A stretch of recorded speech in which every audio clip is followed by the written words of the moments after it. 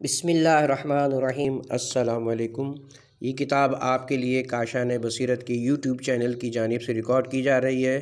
اب ہم کتاب تذکرۃ الاطہار کا پارٹ نمبر 8 پڑھیں گے۔ جنگ خیبر۔ پھر حدیبیہ کے فوراً بعد جنگ خیبر ہے اور کسی کو بھی اس میں شک نہیں کہ اسے امیر المومنین نے فتح کیا ہے، اور اس جنگ میں آپ کو جو فضیلت حاصل ہوئی اس کی نقل پر تمام راویوں کا اجماع ہے۔ اس جنگ میں کچھ مناقب میں آپ منفرد ہیں اور ان میں سے آپ کا کوئی شریک نہیں۔ پس یحییٰ بن محمد ازدی نے سعدہ بن یسع اور عبداللہ بن عبد الرحیم سے، اس نے عبد المالک بن حشام، محمد بن اسحاق اور دیگر اصحاب آثار سے روایت کی ہے۔ وہ کہتے ہیں جب رسول اللہ خیبر کے قریب پہنچے تو آپ نے لوگوں سے فرمایا کہ رک جاؤ۔ پس لوگ رک گئے۔ پھر وہیں ایک درخت کے نیچے نزول اجلال فرمایا۔ پس آپ نے قیام فرمایا اور ہم نے بھی باقی دن وہیں قیام کیا، اور دوسرے دن جب دوپہر ہوئی تو رسول اللہ کے منادی نے ندا دی تو ہم جمع ہو گئے۔ آپ کے پاس ایک شخص بیٹھا ہوا تھا۔ آپ نے فرمایا یہ شخص میرے پاس آیا ہے جبکہ میں سویا ہوا تھا۔ اس نے میری تلوار نیام سے نکالی اور کہنے لگا، اے محمد، آج کون ہے جو آپ کی مجھ سے حفاظت کرے گا؟ میں نے کہا کہ اللہ تعالیٰ تجھ سے میرا محافظ ہے۔ تو اس نے تلوار اس کی نیام میں داخل کر دی اور بیٹھا ہوا ہے، جس طرح تم اسے دیکھ رہے ہو کہ اب خاموش و بے حرکت ہے۔ ہم نے عرض کی، یا رسول اللہ، شاید اس کی عقل میں کوئی فطور ہے۔ رسول اللہ نے فرمایا، اچھا اسے چھوڑ دو، اور جانے دیا اور اس کا تعاقب نہ کیا۔ رسول اللہ صلی اللہ علیہ وسلم نے 20 اوپر کچھ راتیں خیبر کا محاصرہ کیا۔ آپ کا علم ان دنوں بھی امیر المومنین کے پاس رہا۔ آشوب چشم نے آپ کو جنگ سے روکا ہوا تھا۔ مسلمانوں کی یہودیوں سے قلعوں کے سامنے اور اطراف میں جھڑپیں ہوتی رہتی تھیں۔ ایک دن یہود نے قلعے کا دروازہ کھولا اور وہ اس وقت اپنے گرد خندق کھود چکے تھے۔ مرحب پیادہ نکلا اور جنگ کے لیے للکارنے اور اشتعال دلانے لگا۔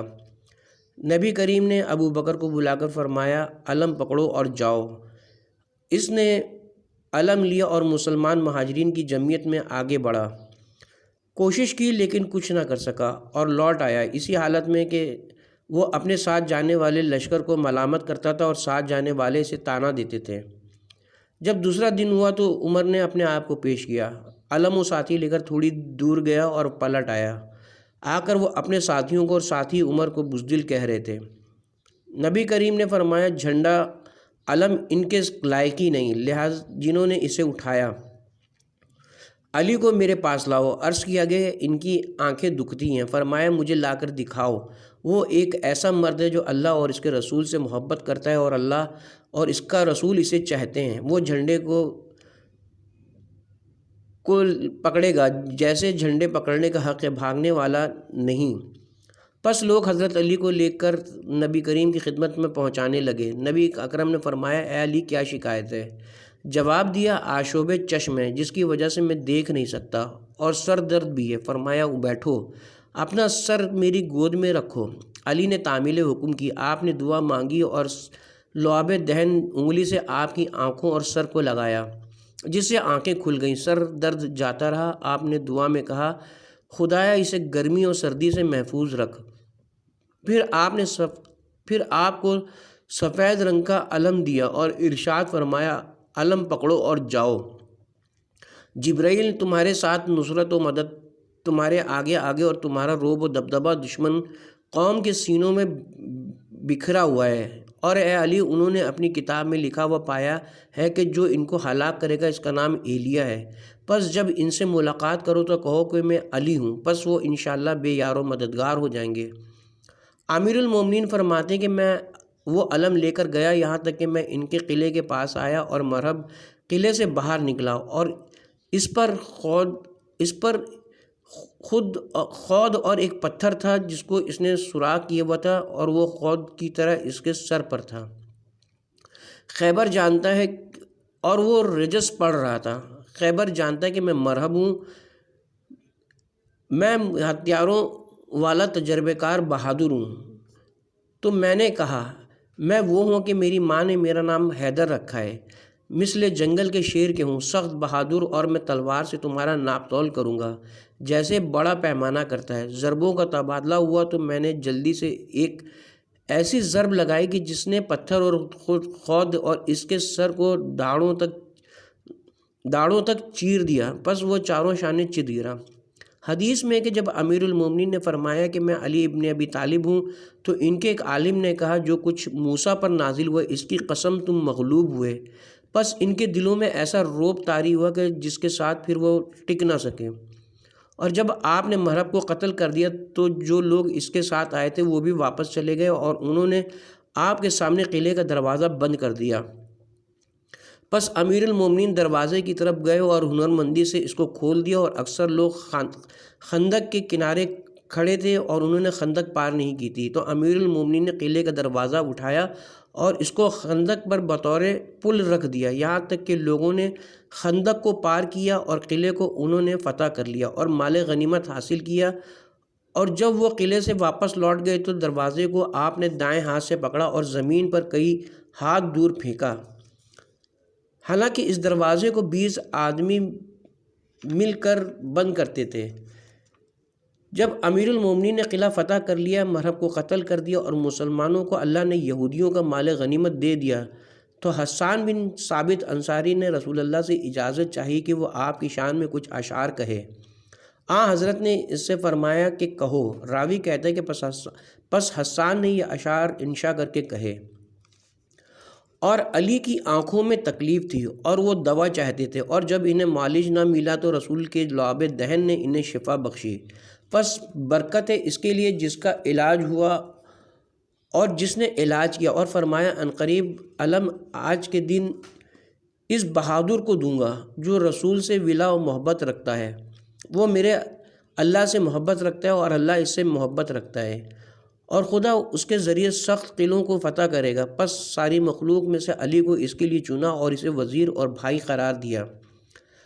اصحاب آثار نے حسن بن صالح سے، اس نے ابو اسحاق سے، اس نے ابن ابو عبداللہ جدلی سے روایت کی کہ وہ کہتا ہے کہ میں نے امیر المومنین کو یہ کہتے ہوئے سنا کہ جب میں نے خیبر کا دروازہ کھولا تو اس کو ڈھال قرار دیا، اور اس کے ساتھ میں نے ان کے ساتھ جنگ کی، اور جب اللہ نے انہیں مغلوب ذلیل و خوار کر دیا تو میں نے دروازہ ان کے قلعے میں بطور راستے کے رکھ دیا، پھر اسے ان کی خندق میں پھینک دیا۔ تو ایک شخص کہنے لگا آپ کو تو اس کا بوجھ بہت محسوس ہوا ہوگا۔ فرمایا وہ تو میری ڈھال کی طرح تھا جو اور مقامات پر میری ہاتھ میں ہوتی ہے، اور سیرت نگاروں ذکر کیا ہے کہ مسلمان جب خیبر سے واپس لوٹے تو انہوں نے دروازے کو اٹھانا چاہا تو اس کو زمین سے نہ اٹھا سکے، مگر 70 مرد، اور امیر المومنین کے باب خیبر کو اٹھانے کے متعلق شاعر کہتا ہے وہ شخص کہ جس نے خیبر میں یہود کی جنگ کے موقع پر دروازے کا طاق اٹھایا وہ قدرت الہی سے معودت تھا۔ قموس کے دروازے کا طاق اس نے اٹھایا اور مسلمان اور اہل خیبر وہاں موجود تھے، پھر اس کو پھینک دیا۔ جس دروازے کے الٹنے کا تکلیف سختی سے 70 آدمیوں نے کیا تو تکلیف و مشقت کے بعد اسے پلٹا سکے، اور وہ ایک دوسرے سے زور لگاتے ہوئے کہتے تھے کہ اسے الٹا دو۔ اسی سلسلے میں ایک شیعہ شاعر امیر المومنین کی مدح کرتے ہوئے کہتا ہے اور آپ کے دشمنوں کو جو کی ہجو کرتا ہے، جیسا کہ روایت کی ہے ابو محمد حسن بن محمد بن جمور نے، اور وہ کہتا ہے میں نے اسے ابو عثمانی مازانی کے سامنے پڑھا۔ نبی کریم نے عمرو بن حنتمہ گہرے سیار فام کو ایسا علم دے کر بھیجا جو اپنے دامن میں مدد و نصرت لیے ہوئے تھا، وہ اس پرچم کو لے کر چلا، لیکن قلعہ قموس کے سامنے یہودی جب مقابلے کے لیے نکلے تو مڑا ذرا اور پلٹ آیا۔ وہ نبی کریم کے پاس روح شدہ پرچم لایا، اسے اس نے ذرا برابر ننگ و عار کا خوف نہیں کہ ندامت و مذمت محسوس کرتا۔ نبی خدا رو پڑے، اسے آپ کو اذیت ہوئی، پھر آپ نے اچھی بصیرت کے مالک اور آگے بڑھنے والے جوان کو بلایا۔ وہ صبح کو جھنڈا لے کر ایک عظیم لشکر کے ساتھ چلا، اور حضور نے اس کے حق میں دعا کی کہ اسے کسی دشواری اور شکست کا سامنا نہ ہو۔ اس نے یہودیوں کو قلعہ قموس میں اکٹھا کر دیا اور ان کے سردار لشکر کو تیز دھار تلوار کا لباس پہنایا۔ وہ لوگوں کے ساتھ مڑا ان کے بعد اور چرند پرند کو ان کی مہمانی دی۔ خدایا میرے خون میں آل محمد کی محبت اور ان کے چاہنے والوں کی محبت کی آمیزش کر دے۔ فتح مکہ۔ پھر جنگ خیبر کے بعد بھی کچھ جنگیں ہوئیں، لیکن وہ گزشتہ جنگوں کی جگہ نہیں لیتی کہ ہم ان کو ذکر کریں۔ ان میں سے اکثر ایسی ہیں جن میں حضور نے کسی کو بھیجا اور خود آپ اس میں تشریف نہیں لے گئے، اور نہ ان میں وہ اہتمام تھا جو گزشتہ جنگوں میں تھا۔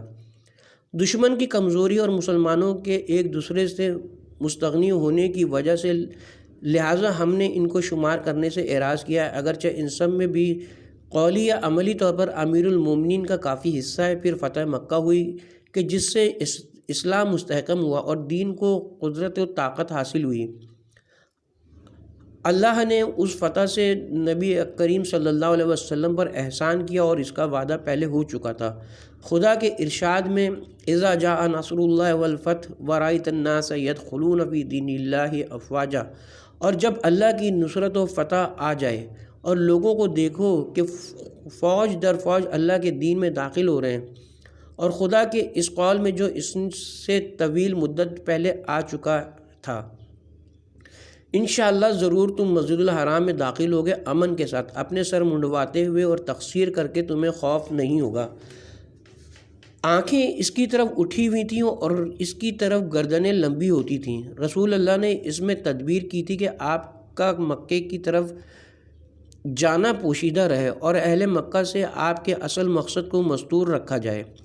اللہ سے آپ نے عرض کیا کہ آپ کی خبر اہل مکہ پر دیر بعد کھلے، یہاں تک کہ آپ اچانک اس میں داخل ہو جائیں اور اس راز کے قابل اعتماد امین کے جن کے وہ سپرد کیا گیا تھا، پوری جماعت میں سے امیر المومنین علی ابن ابی طالب علیہ السلام تھے۔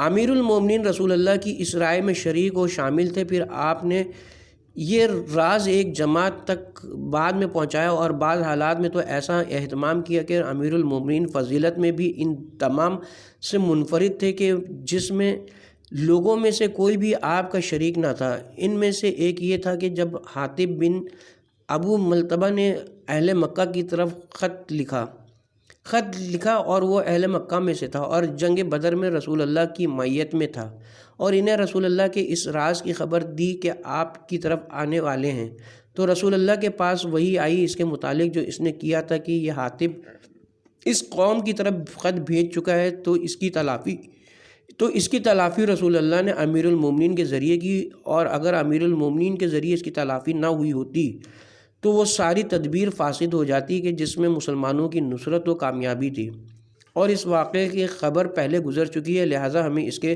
اعادے کی ضرورت نہیں۔ جب ابو سفیان مدینے میں اس عہد و پیمان کی تجدید کرنے کے لیے آیا جو رسول اللہ اور قریش کے درمیان تھا،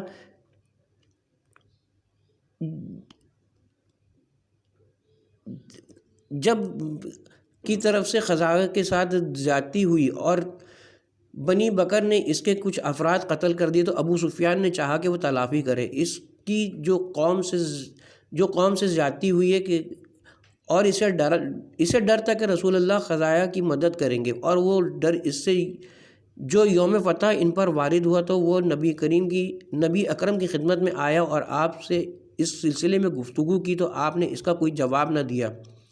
پس وہ آپ سے اٹھ کر ابو بکر کے پاس گیا اور اس سے لپٹ گیا، اور اس کو گمان تھا کہ وہ نبی کریم سے جو اس کا مقصد ہے اس تک پہنچا دے گا، اور اس سے سوال کیا کہ وہ حضرت صلی اللہ علیہ وسلم سے گفتگو کرے۔ ابو بکر کہنے لگا میں یہ نہیں کر سکتا، کیونکہ ابو بکر جانتا تھا کہ میرا سوال کرنا اس سلسلے میں اسے فائدہ نہیں دے سکتا۔ پھر ابو سفیان نے عمر کے متعلق بھی وہی گمان کیا جو ابو بکر کے متعلق کیا تھا، اور اس سے گفتگو کی، تو اس نے اسے سختی اور بد اخلاقی سے رد کر دیا اور قریب تھا کہ ان نبی کریم کی رائے کو فاسد کر دے۔ پس ابو سفیان جناب امیر المومنین کے گھر کی طرف آیا، اجازت چاہی تو اس کو آپ نے اجازت دی، اور گھر میں جناب فاطمہ اور حسن و حسین موجود تھے۔ پس ابو سفیان کہنے لگا اے علی، یقیناً آپ سے میری زیادہ قرابت اور رشتہ داری ہے، میں آپ کے پاس آیا ہوں، اب میں جیسے آیا ویسے ہی ناکام نہ جاؤں، آپ میرے مقصد میں میری سفارش رسول اللہ سے کریں۔ جس کے لیے میں آپ کی خدمت میں حاضر ہوا ہوں۔ تو آپ نے فرمایا افسوس تجھ پر اے ابو سفیان، رسول اللہ ایک چیز کا عزم و ارادہ کر چکے ہیں، ہم میں قدرت نہیں کہ اس میں ہم آپ سے گفتگو کریں۔ پس ابو سفیان جناب فاطمہ کی طرف متوجہ ہوا اور عرض کیا اے دختر محمد، کیا آپ سے ہو سکتا ہے کہ آپ اپنے دونوں بیٹوں کو حکم دیں کہ وہ لوگوں کے درمیان پناہ گاہ نہیں اور وہ رہتی دنیا تک عرب کے سردار ہو جائیں؟ تو آپ نے فرمایا میرے بیٹے اس حد کو نہیں پہنچے کہ وہ لوگوں کی پناہ بن سکیں، اور کوئی بھی کسی کو رسول اللہ کے خلاف پناہ نہیں دے سکتا۔ پس ابو سفیان حیران و پریشان اور بے بس ہو گیا۔ پھر وہ امیر المومنین کی طرف متوجہ ہوا اور کہنے لگا اے ابو الحسن، میں سمجھتا ہوں کہ معاملات مجھ پر مشتبہ ہو چکے ہیں، پس مجھے مخلصانہ رائے دیجیے۔ تو اس سے امیر المومنین نے فرمایا کہ مجھے کوئی ایسی چیز نظر نہیں آتی جو تجھے بے پرواہ کر سکے، لیکن تو بنی کنانہ کا سردار ہے، پس تو کھڑا ہو جا اور لوگوں کو پناہ دے، پھر اپنے علاقے میں چلا جا۔ تو وہ کہنے لگا آپ سمجھیں کہ یہ چیز مجھے مستغنی کر دے گی؟ آپ نے فرمایا نہیں، خدا کی قسم مجھے اس کا گمان نہیں، لیکن میں تیرے لیے اس کے علاوہ کچھ نہیں پاتا۔ تو ابو سفیان مسجد میں جا کر کھڑا ہو گیا اور کہنے لگا اے لوگوں میں نے لوگوں کو پناہ دی ہے۔ پھر اپنے اونٹ پر سوار ہو کر چلا گیا، اور جب قریش کے پاس پہنچا تو انہوں نے پوچھا کیا کر آئے ہو؟ وہ کہنے لگا میں محمد کے پاس گیا اور ان سے بات چیت کی، خدا کی قسم اس نے مجھے کوئی جواب نہ دیا۔ پھر ابو قحافہ کے بیٹے کے پاس گیا تو اس میں کوئی اچھائی نظر نہ آئی۔ پھر خطاب کے بیٹے سے ملا، اسے سخت مزاج اور بد اخلاق پایا، اس میں بھی کوئی اچھائی نہیں تھی۔ پھر میں علی کے پاس گیا، پس اسے ساری قوم سے زیادہ نرم مزاج پایا، اور اس نے مجھے ایک چیز کا مشورہ دیا تو میں نے وہ کام کیا، لیکن خدا کی قسم میں نہیں جانتا کہ وہ مجھے فائدہ دے گا یا نہیں۔ وہ کہنے لگے علی نے تجھ سے کیا کہا؟ کہنے لگا اس نے مجھے حکم دیا کہ میں لوگوں کو پناہ دوں، پس میں نے ایسا کیا۔ انہوں نے کہا کہ محمد نے اس کی اجازت دی؟ وہ کہنے لگا کہ نہیں۔ تو وہ کہنے لگے تیرے لیے ہلاکت ہو، خدا کی قسم اس شخص نے تجھے کچھ نہیں دیا سوائے اس کے کہ وہ تجھ سے کھیل کھیلا ہے، پس اس نے ہمیں کوئی فائدہ نہیں پہنچایا۔ تو ابو سفیان کہنے لگا نہیں، خدا کی قسم اس کے علاوہ میرے لیے کوئی چارہ نہیں تھا، اور جو کچھ امیر المومنین نے ابو سفیان کے ساتھ کیا تھا اس میں مسلمانوں کے تمام امور کے متعلق زیادہ درست رائے تھی اور صحیح ترین تدبیر تھی، اور اس سے رسول اللہ کے لیے دشمن سے تمام مقاصد پورے ہوئے۔ کیا دیکھتے نہیں کہ آپ نے ابو سفیان سے اس وقت سچی بات کہی جب سچی بات کہی، پھر اس سے کچھ نرمی بھی کی، یہاں تک کہ وہ مدینے سے چلا گیا اور وہ گمان کرتا تھا کہ اسے کوئی فائدہ ہوا ہے۔ تو اس حالت میں اس کے چلے جانے سے اس کی مکاری کا مواد ختم ہو گیا کہ جس سے وہ رسول اللہ کے معاملے کو خراب کرنا چاہتا تھا، اور یہ اس طرح کہ اگر وہ مایوس ہو کر جاتا جس طرح اسے پہلے 2 اشخاص نے مایوس کیا تھا، تو قوم حضرت سے جنگ کرنے میں کوئی نئی رائے قائم کر لیتی، اور آپ سے بچاؤ کی طرف جو پہلے ان کے دلوں میں نہ آئی تھی، علاوہ ابو سفیان کی ان کی طرف آنے کے جو کچھ وہ لے کر آیا تھا، کیونکہ وہ مدینے میں جو مقیم ہوا تھا، تو یہ اس کی مکاری تھی۔ اپنے مقصد کی نبی کریم کے پاس کسی کی سفارش کرا کے پورا کرنے کی، بس اس لیے کوئی نئی پیچیدگی پیدا ہو جاتی جو نبی کریم کو قریش کا ارادہ کرنے سے روکتی یا آپ کو تاخیر میں ڈال دیتی کہ جس سے مقصد فوت ہو جاتا، اور اللہ کی توفیق امیر المومنین کی رائے کے شامل حال ہو جاتی جو آپ نے اس معاملے کی تدبیر ابو سفیان کے ساتھ کی تھی، یہاں تک کہ نبی اکرم کے لیے فتح مکہ کا معاملہ جس طرح آپ چاہتے تھے منظم اور درست ہو گیا۔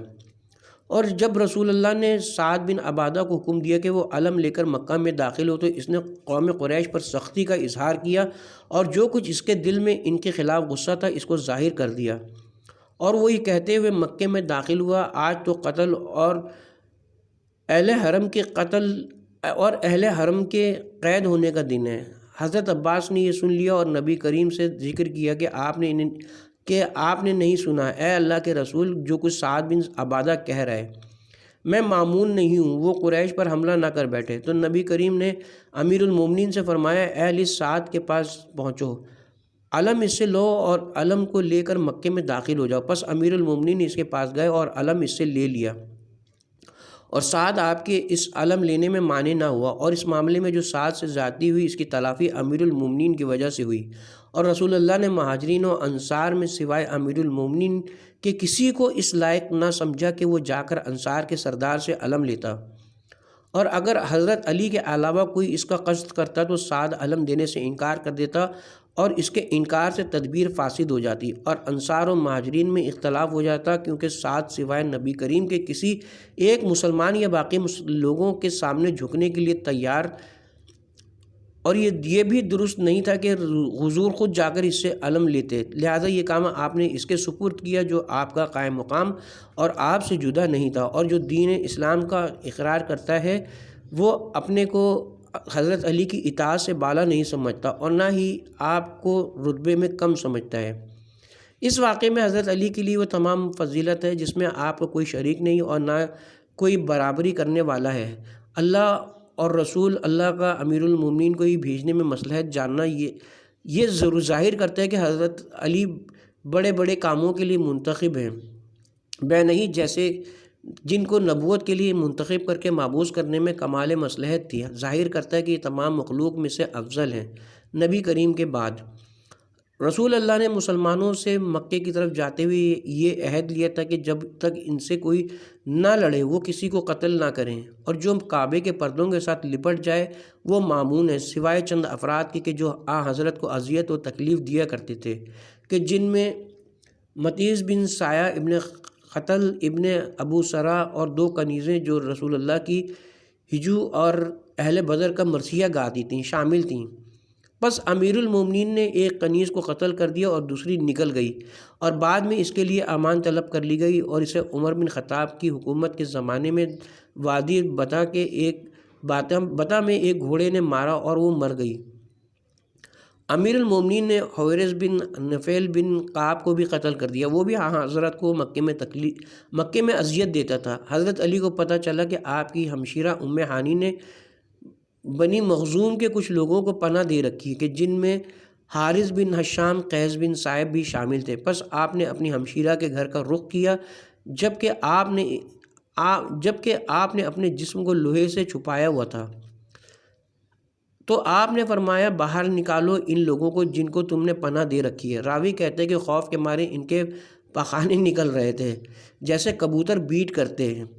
پس آپ کی طرف ام ہانی نکلی اور وہ آپ کو پہچان نہیں رہی تھیں اور کہنے لگی اے اللہ کے بندے، میں ام ہانی رسول اللہ کے چچا زاد علی بن ابی طالب کی بہن ہوں، میرے گھر سے واپس چلے جاؤ۔ امیر المومنین نے فرمایا ان لوگوں کو باہر نکالو۔ وہ کہنے لگی میں رسول اللہ سے تمہاری شکایت کروں گی، تو آپ نے سر سے خود اتار دیا۔ ام ہانی نے انہیں پہچان لیا اور تیزی سے دوڑ کر آپ سے لپٹ گئیں اور عرض کیا میں نے قسم کھائی کہ آپ کی شکایت رسول اللہ سے کروں گی۔ آپ نے فرمایا کہ جاؤ اور اپنی قسم پوری کرو، آپ وادی کے اوپر والی طرف ہیں۔ بس ام ہانی کہتی ہیں میں نبی کریم کی خدمت میں حاضر ہوئی اور حضور ایک خیمے میں غسل فرما رہے تھے اور جناب فاطمہ ان کے لیے پردہ بنائے ہوئے تھیں۔ جب حضور نے میری گفتگو سنی تو فرمایا ام ہانی کے لیے مرحبا ہے اور اہلاً و سہلاً۔ میں نے عرض کیا میرے ماں باپ آپ پر قربان، میں آج آپ سے شکایت کرتی ہوں اس کی کہ جو کچھ مجھے علی بن ابی طالب سے تکلیف ہوئی ہے۔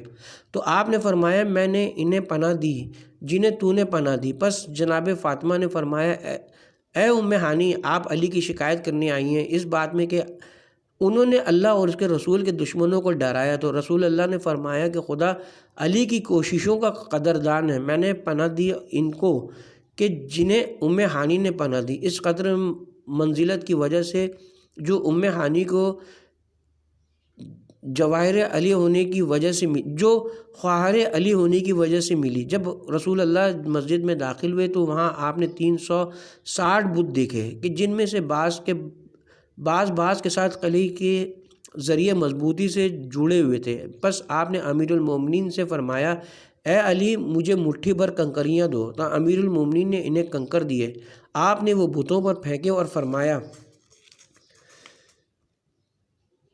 اور کہہ دو کہ حق آ گیا اور باطل کھڑا ہوا اور باطل بھاگنے ہی والا ہے، اور کوئی بت ایسا نہ تھا جو منہ کے بل نہ گر پڑا ہو۔ پھر حکم دیا اور انہیں مسجد سے باہر نکال دیا گیا اور انہیں پھینکا اور توڑا گیا، اور جو کچھ ہم نے مکہ میں امیر المومنین کے کارناموں میں سے ذکر کیا، کچھ لوگوں کو آپ نے قتل کیا، کچھ لوگوں کو ڈرایا، اور رسول اللہ کی خانہ کعبہ کو بتوں سے صاف پاک کرنے میں مدد کی، اور اللہ کے معاملے میں آپ کی سختی اور اللہ کی اطاعت میں رشتہ داری کی پرواہ نہ کرنا، یہ سب سے بڑی دلیل ہے کہ آپ نے فضیلت کے اس مقام پر فائز تھے کہ جس میں کسی اور کا کوئی حصہ نہیں، جیسا کہ ہم پہلے پیش کر چکے ہیں۔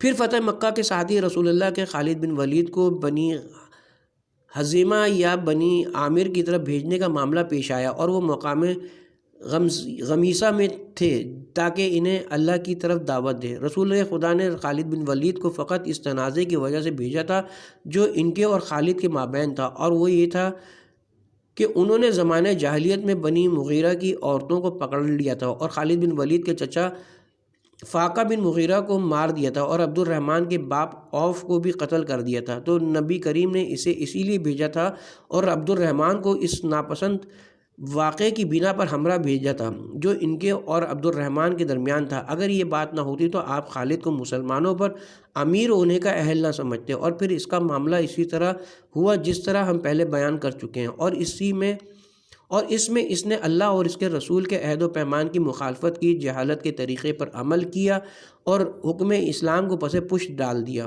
بس رسول اللہ نے اس کے کام سے اظہار بیزاری فرمایا اور اس کی زیادتی کی تلافی امیر المومنین کے ذریعے کی، اور اس کو شرح و بسط سے ہم ذکر کر چکے ہیں، اور اب اس جگہ اس کی تکرار کی ضرورت نہیں۔ جنگ حنین، پھر جنگ حنین تھی کہ جس میں آپ نے کثرت جمعیت کا مظاہرہ کیا، اور آپ نے اس قوم کی طرف 10,000 مسلمانوں کا لشکر لے کر نکلے۔ بس اکثر مسلمانوں نے یہ گمان کیا کہ اب ہم مغلوب نہیں ہو سکتے۔ جب انہوں نے اپنی جماعت اور ان کی تعداد کی زیادتی اور ان کے ہتھیاروں کو دیکھا، اور اس دن ابو بکر صاحب کثرت لشکر پر اترایا اور کہنے لگا آج ہم قلت کی وجہ سے مغلوب نہیں ہو سکتے، لیکن معاملہ ان کے گمان کے خلاف نکلا۔ پس انہیں ابو بکر کی نظر بد لگ گئی، اور جب کفار سے ان کا سامنا ہوا تو وہ ٹھہر نہ سکے اور سب کے سب بھاگ کھڑے ہوئے، اور رسول اللہ کے پاس سوائے 10 افراد کے کوئی بھی باقی نہ رہا، اور ان میں سے بھی خاص طور پر 9 بنی ہاشم تھے، اور 10واں ایمن کا بیٹا تھا۔ بس ایمن رحمۃ اللہ علیہ شہید ہو گیا اور 9 بنی ہاشم ثابت قدم رہے، یہاں تک کہ رسول اللہ کی طرف پلٹ آئے۔ وہ لوگ جو بھاگ گئے تھے واپس تھوڑے تھوڑے سے ہو کر آ ملے، اور انہیں مشرکین پر غلبہ حاصل ہوا، اور اسی سلسلے میں ابو بکر کے کثرت جمعیت پر اترانے میں خدا بند عالم نے فرمایا، اور حنین کے دن جب تمہیں تمہاری کثرت بھلی معلوم ہوئی، پس وہ تمہیں کسی چیز سے مستغنی نہیں کر سکی، اور زمین وسیع ہونے کے باوجود تم پر تنگ ہو گئی، پھر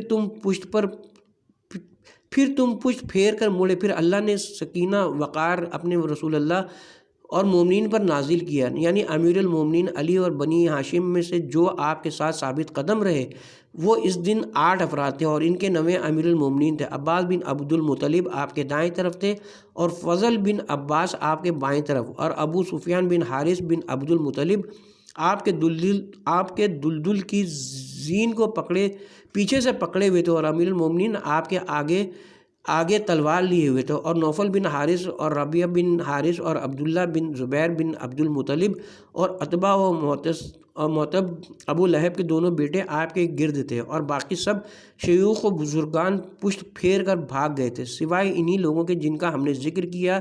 اور اسی سلسلے میں مالک بن ابا و غافقی کہتا ہے، سوائے بنی ہاشم کی تلواروں کے حنین کے دن نبی اکرم سے کسی نے مواسات و غمخواری نہیں کی، لوگ بھاگ گئے سوائے 9 افراد کے جو لوگوں کو پکار کے کہتے تھے کہ کہاں جا رہے ہو، پھر وہ نبی کے ساتھ موت پر قائم رہے۔ پس انہوں نے ایسی زینت کو ہماری طرف لوٹایا جس میں عیب نہیں تھا، اور قوم کا امین اپنی جگہ پر شہید ہو گیا، اور اس کے عوض اس نے آنکھوں کی ٹھنڈک پائی۔ اور جناب عباس بن عبد المطلب نے اس مقام پر یہ اشعار کہے، ہم 9 افراد نے رسول اللہ کی مدد کی اور بھاگ گیا جو بھاگ گیا، پس وہ مختلف راستوں کی طرف چلے گئے، اور میرا کہنا جب فضل دشمن پر تلوار سے سخت حملہ کرتا، اے بیٹے دوسری طرف سے ضرب لگاؤ تاکہ یہ پلٹ جائیں، اور ہمارے دسوں نے موت کی ملاقات کی ان زخموں کی وجہ سے جو اللہ کی راہ میں اسے پہنچے تھے، اور وہ ان سے اظہار درد نہیں کرتا تھا، اور اس سے آپ کی مراد ایمن بن ایمن رحمۃ اللہ علیہ تھے۔ جب رسول اللہ صلی اللہ علیہ وسلم نے لوگوں کا آپ کو چھوڑ کر بھاگ جانا دیکھا تو آپ نے جناب عباس کو فرمایا، چونکہ وہ بہت بلند آواز تھے، کہ قوم کو پکارو اور انہیں عہد و میثاق یاد دلاؤ۔ پس جناب عباس نے بلند آواز سے پکار کر کہا، اے بیت شجرہ والے، اے سورہ بقرہ والے، کہاں بھاگے جا رہے ہو؟ یاد کرو اس عہد و میثاق کو جو تم نے رسول اللہ سے کیا تھا۔ لیکن وہ لوگ اپنے منہ پشت پھیرے بھاگے جا رہے تھے۔ رات بہت تاریک تھی، رسول اللہ وادی میں تھے، اور مشرقین وادی کے راستوں، کناروں اور تنگ جگہوں سے تلواریں سوتے ہوئے اور اپنے نیزے اور کمانیں کھینچے ہوئے آپ کی طرف نکلے۔ راوی کہتے ہیں، پس رسول اللہ نے لوگوں کی طرف اپنے چہرے کے کچھ حصے سے تاریک رات میں دیکھا تو آپ کے چہرے سے ایسی روشنی نمودار ہوئی گویا 14ویں کا چاند ہے۔ پھر آپ نے مسلمانوں کو پکار کر کہا، کہاں گیا تمہارا وہ عہد و پیمان جو تم نے اللہ سے کیا تھا؟ پس آپ کی آواز اول سے آخر تک سب نے سنی۔ جس نے سنی اس نے اپنے آپ کو زمین پہ گرا دیا، اور وادی میں جہاں کہیں تھے تیزی سے واپس لوٹ آئے، یہاں تک کہ دشمن سے آ ٹکرائے اور اس سے جنگ کرنے لگے۔ اور یہ کہتے ہیں کہ قبیلہ حوازن کا ایک شخص اپنے سرخ رنگ کے اونٹ پر آگے بڑھا، اور اس کے ہاتھ میں سیاہ رنگ کا جھنڈا تھا، جس نے اپنے بلند نیزے کے سرے پر چڑھا رکھا تھا، اور وہ قوم کے آگے آگے تھا۔ جب وہ مسلمانوں کی کامیابی کو محسوس کرتا تو ان پر ٹوٹ پڑتا، اور جب لوگ اس کے پاس سے ہٹ جاتے تو وہ اپنے سے پچھلے مشرقین کے لیے علم کو بلند کرتا اور وہ رجس پڑھتا اور کہتا، میں ابو جردل ہوں، یہاں سے نہیں ہٹیں گے جب تک آج کے دن اس کا خون مباح نہ کر لیں یا ہمارا خون مباح نہ ہو۔ پس امیر المومنین نے اس کا قصد کیا اور اس کے اونٹ کے پچھلے حصے پر تلوار کا وار کیا اور اسے پچھاڑ دیا، پھر اس پر وار کر کے اسے گرا دیا اور فرمایا، میں میدان جنگ میں خون کی بارش برساتا ہوں۔ پس ابو جرول لعین کے قتل سے مشرقین شکست کھا گئے، پھر مسلمان جمع ہو گئے اور دشمن کے مقابلے میں صف بستہ ہو گئے۔ تو رسول اللہ نے فرمایا، خدایا تو نے قریش کے پہلے لوگوں کو عذاب چکھایا ہے، اب ان کے پچھلوں کو بخشش کا مزہ چکھا۔ اور مسلمان و مشرقین جنگ کرنے لگے۔ جب نبی کریم نے دیکھا تو اپنی زین کے رکابوں پر زور دے کر کھڑے ہو گئے، یہاں تک کہ آپ کی گردن بڑھا کر ان کی طرف دیکھنے لگے، اور فرمایا کہ اب جنگ گرم ہوئی ہے، میں نبی ہوں، جھوٹا نہیں ہوں، میں عبد المطلب کا بیٹا ہوں۔ پس بہت ہی جلدی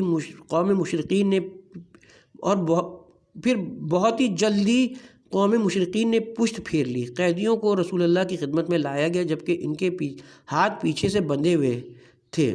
یوں ہوا کہ امیر المومنین نے ابو جرول کو قتل کر دیا، اور اس کے قتل سے وہ لوگ بے یار و مددگار ہو گئے، تو مسلمانوں نے اپنی تلواریں ان پر رکھ دیں، جبکہ امیر المومنین آگے تھے، یہاں تک کہ آپ نے ان میں سے 40 افراد کو قتل کر دیا۔ اس وقت انہیں شکست اور قید نصیب ہوئی۔ ابو سفیان صغر بن حرب بھی اس جنگ میں تھا جو بھاگنے والے مسلمانوں میں شامل تھا۔ معاویہ بن ابو سفیان سے روایت ہے، وہ کہتا ہے کہ میں نے اپنے باپ سے ملاقات کی جب کہ وہ اہل مکہ میں سے کچھ بنی امیہ کے ساتھ بھاگا جا رہا تھا، پس میں نے اسے چیخ کر کہا، اے حرب کے بیٹے، خدا کی قسم تو نے اپنے چچا زاد کے ساتھ صبر نہیں کیا اور نہ اپنے دین کی حفاظت میں جنگ کی ہے، اور نہ ہی ان بدکاروں کو اپنے حرم سے باز رکھا۔ تو اس نے کہا کہ تم کون ہو؟ میں نے کہا کہ معاویہ۔ وہ کہنے لگا، ہند کا بیٹا؟ میں نے کہا ہاں۔ کہنے لگا میرے ماں باپ قربان۔ پھر رک گیا، اور اس کے پاس مکہ کے کچھ لوگ بھی جمع ہو گئے، اور میں ان کے ساتھ مل گیا۔ پھر ہم نے اس قوم پر حملہ کر دیا، پس ہم نے ان کے قدم اکھیڑ دیے، اور مسلمانوں نے مشرقین سے مسلسل جنگ کی اور انہیں قیدی بناتے رہے، یہاں تک کہ دن چڑھ آیا تو رسول اللہ صلی اللہ علیہ وسلم نے فرمایا کہ رک جاؤ اور منادی کرا دی کہ اس قوم کا کوئی قیدی قتل نہ کیا جائے۔